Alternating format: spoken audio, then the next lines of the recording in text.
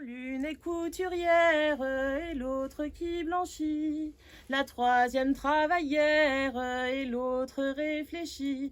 Et l'autre réfléchit. Ce qui est très très important, c'est de savoir que Renoir, quand il peignait, il chantait. C'était automatique.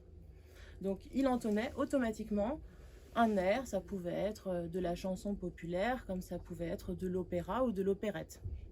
Derrière, en fait, finalement, chaque toile de Renoir se cache de la musique, une chanson. Il semble que les amoureux aient presque entièrement vécu au bord de la Seine. Le restaurant Fournaise était leur lieu de rendez-vous. L'endroit était merveilleux, une fête perpétuelle. Le soir, ils se trouvaient toujours involontaires pour tenir le piano et faire danser les amis. On poussait les tables de la terrasse dans un coin. Le piano était dans un petit salon et le son se déversait par la fenêtre ouverte. Le rythme de son pinceau suit forcément cette musique. Donc on peut dire que globalement toute l'œuvre de Renoir est musicale.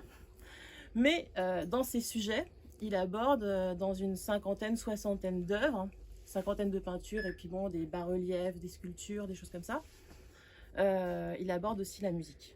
Par exemple, pour prendre la couverture, ces jeunes filles au piano, qui sont quand même l'un des tableaux les plus connus de Renoir. Bon, on sait que ce sont les sœurs Gobillard, Janie, la blonde, et Paul, la brune.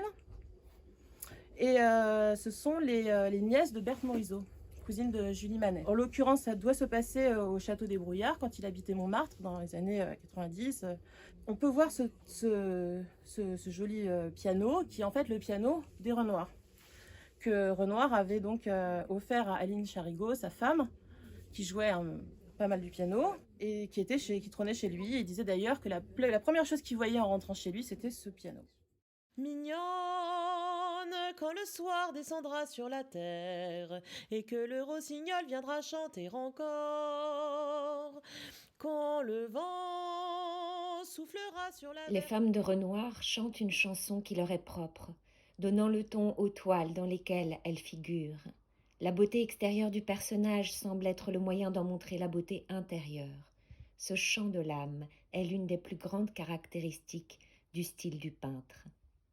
Renoir ne se considérait pas comme un artiste, comme un artiste créateur, génial, il se considérait comme un artisan qui refaisait volontiers le même sujet pour en tirer le meilleur. D'ailleurs, comme faisaient les impressionnistes. Mais lui, je crois que depuis le début, depuis sa première période, dans les années 60, je pense que sincèrement, il est fidèle à cette idée d'être fidèle au sujet et d'essayer de trouver la lumière vibrante, les sons, etc. Renoir aimait le style des théâtres italiens, tout en bois et tout en loge, un écrin pour présenter les jolies filles de Paris. En effet, la jeune femme est ici, pour ainsi dire, exposée, comme un joli bijou dans un écrin de velours. Elle est parée de somptueux bijoux, mais sont-ils vrais ? Renoir disait « J'adore les bijoux, à la condition qu'ils reposent sur un téton. Bien entendu, je préfère les bijoux faux. L'idée que ça vaut de l'argent enlève un peu de plaisir. » Toute la vie de Renoir est jalonnée par la musique.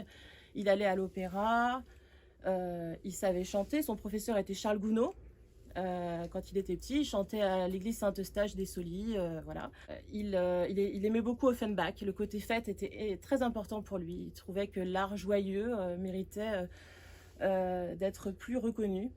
Donc il a croisé des musiciens comme Offenbach, Wagner, Chabrier. Il était très ami avec Chabrier. Ces figures, au rebours de celles de la plupart des peintres modernes, ne sont point figées dans la pâte. Elles chantent, animées et vivantes, toute la gamme de tons clairs, toutes les mélodies de la couleur, toutes les vibrations de la lumière. Octave Mirbeau. Dans l'absolu, je pense que ce sujet permet un éclairage nouveau sur l'œuvre de Renoir, parce qu'on dit souvent que Renoir est le peintre du bonheur, hein. Mais je pense aisément qu'on peut dire que c'est un peintre musicien, musical. Donc le bonheur émane un peu de cette musicalité inhérente aux peintures et à sa sensibilité musicale. Voilà. Cette fleur à la voix de Flore est enfin prête à scintiller. Doux rossignol, chantez encore, le Perce-Neige va briller.